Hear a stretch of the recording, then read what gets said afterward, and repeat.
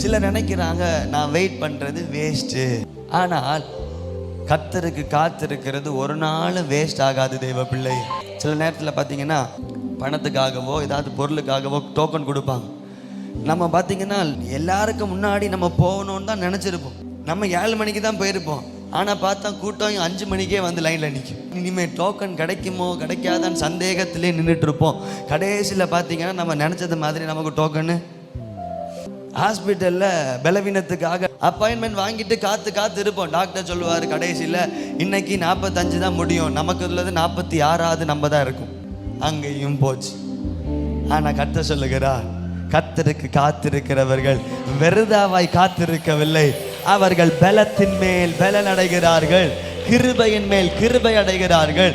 அவர்களுக்கு டிலே என்ன ஆனாலும் தாமதம் வந்தாலும் வாக்குத்தத்தங்கள் நிறைவேறும்.